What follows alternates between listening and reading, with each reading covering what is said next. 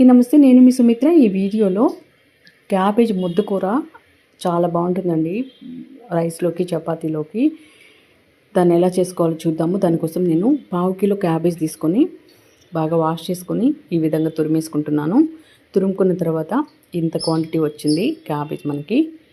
ఇప్పుడు onion, tomatoes cut చేసుకొని పెట్టుకున్నాను. కూర కోసం ప్యాన్ పెట్టుకొని ప్యాన్లోకి ఆయిల్ వేసుకొని, ఆయిల్ హీట్ అయిన తర్వాత ఆవాలు, జీలకర్ర వేసుకొని, దాల్చిన చెక్క ఒక 2 ఇంచులు, 2 లవంగాలు, 1 ఇలాచి వేసుకొని ఇవన్నీ వేగిన తర్వాత కట్ చేసుకున్న వెల్లుల్లి కూడా వేసుకొని ఇవన్నీ బాగా వేగిన తర్వాత ఒక ఉల్లిపాయ, పెద్ద సైజు ఒక ఉల్లిపాయ కట్ చేసుకొని వేసుకున్నాను. ఉల్లిపాయ కూడా వేగి అల్లం వెల్లుల్లి పేస్ట్ కొంచెం ఒక 1/2 స్పూన్ వేసాను.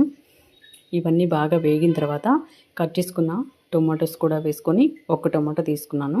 ఆ టొమాటో కూడా బాగా వేగేంత వరకు వేయించుకున్న తర్వాత పసుపు వేసుకొని, టేస్ట్కి సరిపడే సాల్టు, కారం వేసుకొని ఇవన్నీ బాగా ఫ్రై అయిన తర్వాత ముందుగా తురిమి పెట్టుకున్నాం కదా క్యాబేజ్ వేసుకొని, కొత్తిమీర, కరివేపాకు వేసుకున్న తర్వాత మూత పెట్టుకొని మధ్య మధ్యలో కలుపుకుంటూ మీడియం ఫ్లేమ్ మీద 10 to 20 మినిట్స్ పాటు ఉడికించుకున్నామంటే ఇందులో ఎలాంటి వాటర్ వేయాల్సిన అవసరం లేదు. ఇందులో ఉండే వాటర్తోనే ఉడికిపోద్ది. లాస్ట్ అండ్ ఫైనల్గా గరం మసాలా ఒక స్పూన్ వేసుకొని కలుపుకున్నామంటే ఎంతో టేస్టీ అయిన క్యాబేజ్ ముద్దకూర రెడీ అయిపోయింది. మీరు ట్రై చేసి ఎలా వచ్చిందో కామెంట్ సెక్షన్లో తెలియజేయండి. Thanks for